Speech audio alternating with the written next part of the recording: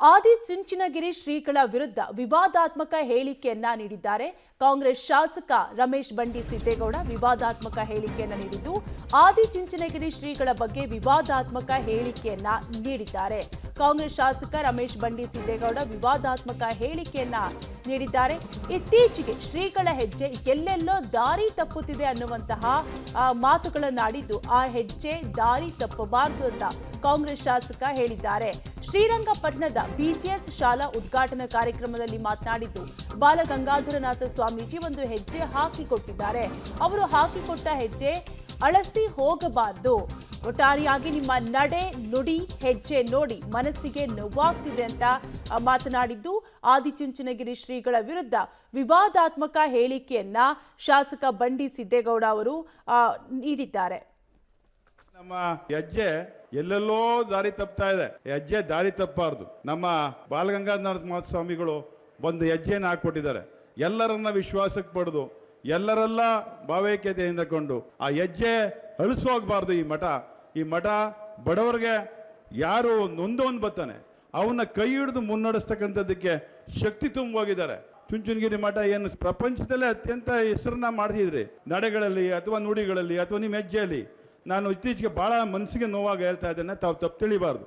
ಆದರೆ ಹೇಳಲೇಬೇಕಾದಂಥ ಸಂದರ್ಭ ಅಂತ ಹೇಳಿ ನಾನು ಈ ಮಾತನ್ನು ಹೇಳ್ತಾ ಇದ್ದೇನೆ. ಶಾಸಕ ಬಂಡಿ ಸಿದ್ದೇಗೌಡ ಅವರ ಹೇಳಿಕೆಗೆ ಕುಮಾರಸ್ವಾಮಿ ಬೇಸರವನ್ನ ವ್ಯಕ್ತಪಡಿಸಿದ್ದಾರೆ.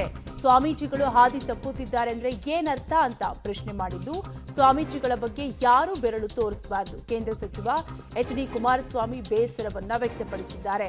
ಮಂಡ್ಯದ ಶ್ರೀರಂಗಪಟ್ಟಣದ ಬಿಜಿಎಸ್ ಶಾಲಾ ಆವರಣದಲ್ಲಿ ನೂತನ ಶ್ರೀ ಆದಿಚುಂಚನಗಿರಿ ಶ್ರೀಗಳ ವಿರುದ್ಧ ಶಾಸಕ ಬಂಡಿ ಸಿದ್ದೇಗೌಡ ವಿವಾದಾತ್ಮಕ ಹೇಳಿಕೆಯನ್ನು ನೀಡಿದ್ರು. ಇದೇ ವಿಚಾರಕ್ಕೆ ಸಂಬಂಧಪಟ್ಟಂತೆ ಕೇಂದ್ರ ಸಚಿವ ಎಚ್.ಡಿ. ಕುಮಾರಸ್ವಾಮಿ ಬೇಸರವನ್ನು ವ್ಯಕ್ತಪಡಿಸಿದ್ದಾರೆ. ಇವರಿಗೆ ನೀವು ಹಾದಿ ತಪ್ಪು ಹೋಯ್ತಾ ಇದ್ದೀರಿ ಅಂದ್ಬಿಟ್ರೆ ಅರ್ಥ ಏನು? ಎಲ್ಲಾದರೂ ಉಂಟಾ? ನಮ್ಮ ಸ್ವಾಮೀಜಿಯವರು ತಪ್ಪು ಮಾಡಿದ್ದಾರೆ ಅಂತಕ್ಕಂಥ ಒಂದು ಬೆರಳು ತೋರಿಸ್ತಕ್ಕಂಥದ್ದು ಆಗಬಾರದು. ಪರಮಪೂಜ್ಯ ಸ್ವಾಮೀಜಿಯವರ ಬಗ್ಗೆ ರಮೇಶ್ ಬಂಡಿ ಸಿದ್ದೇಗೌಡರು ಅವರ ಬಗ್ಗೆ ಹೇಳಿದ್ರು, ಇನ್ಯಾವುದಾದ್ರೂ ಮಠದ ಸ್ವಾಮಿಗಳ ಬಗ್ಗೆ ಹೇಳಿದ್ರು ನನಗೆ ಗೊತ್ತಿಲ್ಲ. ಪರಮಪೂಜ್ಯ ಸ್ವಾಮೀಜಿಯವರಿಗೆ ನಿಮ್ಮ ಹಾದಿ ಸರಿ ಇಲ್ಲ, ಸರಿಪಡಿಸ್ಕೊಳ್ಳಿ ಅನ್ನೋ ಮಟ್ಟಿಗೆ ನಾವು ಬೆಳೆದು ಬಿಟ್ಟಿದ್ದೀವಿ ಅಂದರೆ ಅಲ್ಲಿಗೆ ನಾನು ಏನು ಹೇಳಬೇಕು ಗೊತ್ತಿಲ್ಲ. ಪರಮ ಪೂಜ್ಯ ಸ್ವಾಮೀಜಿಯವರು ಈಗಿನ ರಾಜ್ಯದ ರಾಜಕಾರಣದಲ್ಲಿ ಒಂದು ಮಾತು ಹೇಳಿದ್ರು, ಯಾರೋ ಒಬ್ಬರನ್ನ ಮುಖ್ಯಮಂತ್ರಿ ಮಾಡಬೇಕು, ನಮ್ಮ ಸಮಾಜ ಅದಕ್ಕೆ ತಯಾರಾಯ್ತೀವಿ ಅಂತ. ನಮ್ಮ ಸ್ವಾಮೀಜಿಯವರ ವ್ಯಕ್ತಿತ್ವ ಎಲ್ಲೋ ಇದೆ. ಟೀಕೆ ಮಾಡ್ತಕ್ಕಂಥ ಸ್ವಾಮೀಜಿಗಳ ವ್ಯಕ್ತಿತ್ವಕ್ಕೂ ನಮ್ಮ ಸ್ವಾಮೀಜಿಯವರ ವ್ಯಕ್ತಿತ್ವಕ್ಕೂ ಯಾವುದೇ ರೀತಿಯ ತಾಳ್ಮೇಳಗಳಿಲ್ಲ. ಸ್ವಾಮೀಜಿ ಡೀಟೇಲ್ಸ್ ಕೊಡ್ತಾರೆ ನಮ್ಮ ಪ್ರತಿನಿಧಿ ರೋಹಿತ್. ರೋಹಿತ್, ಕಾಂಗ್ರೆಸ್ ಶಾಸಕ ರಮೇಶ್ ಬಂಡಿ ಸಿದ್ದೇಗೌಡ ಅವರ ಯಾವ ಉದ್ದೇಶದಿಂದ, ಯಾವ ಅರ್ಥದಲ್ಲಿ ಈ ಮಾತನ್ನ ಹೇಳಿದ್ದಾರೆ ಅಂತ?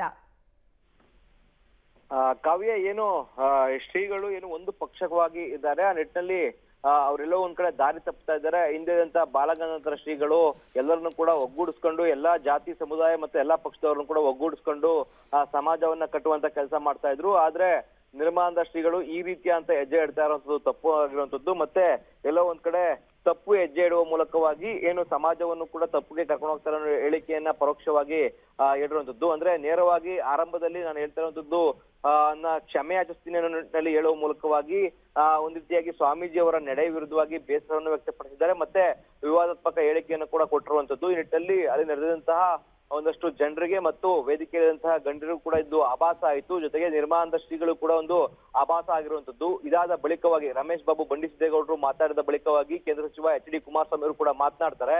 ಅಂದ್ರೆ ಸಮಾಜ ತಪ್ಪು ದಾರಿಗೆ ಹೋಗ್ತಾ ಇದ್ದ ಸಂದರ್ಭದಲ್ಲಿ ಸಮಾಜವನ್ನ ತಿದ್ದಿ ಬುದ್ಧಿ ಹೇಳುವಂತ ಶ್ರೀಗಳಿಗೆ ನಾವು ಬುದ್ಧಿ ಹೇಳುವಂತ ಮಟ್ಟಿಗೆ ಬೆಳೆದಿದ್ದೀವಿ ಅಂತಂದ್ರೆ ನಾವು ಎಷ್ಟರ ಮಟ್ಟಿಗೆ ಇದ್ದೀವಿ ಅನ್ನೋ ನಿಟ್ಟಿನಲ್ಲಿ ಕೂಡ ರಮೇಶ್ ಬಾಬು ಬಂಡಿ ಸಿದ್ದೇಗೌಡರಿಗೆ ಪರೋಕ್ಷವಾಗಿ ಒಂದು ರೀತಿಯಾಗಿ ವಾಗ್ದಾಳಿಯನ್ನೇ ಮಾಡಿರುವಂತದ್ದು. ಒಟ್ಟಿನಲ್ಲಿ ಇವತ್ತು ರಮೇಶ್ ಬಾಬು ಬಂಡಿ ಸಿದ್ದೇಗೌಡರು ಸ್ವಾಮೀಜಿ ವಿರುದ್ಧವಾಗಿ ವಿವಾದಾತ್ಮಕ ಹೇಳಿಕೆಯನ್ನು ಕೊಟ್ಟಿರುವಂತದ್ದು ಸಾಕಷ್ಟು ಚರ್ಚೆಯ ಗ್ರಾಸವಾಗಿದೆ. ನಾಳೆ ದಿನ ಯಾವ ಮಟ್ಟಕ್ಕೆ ಕೊಂಡೊಯ್ಯುವುದನ್ನ ಕಾದು ನೋಡ್ಬೇಕಾಗಿರುವಂತದ್ದು. ಕಾವ್ಯ, ಥ್ಯಾಂಕ್ ಯು ರೋಹಿತ್ ಡೀಟೇಲ್ಸ್ಗಾಗಿ.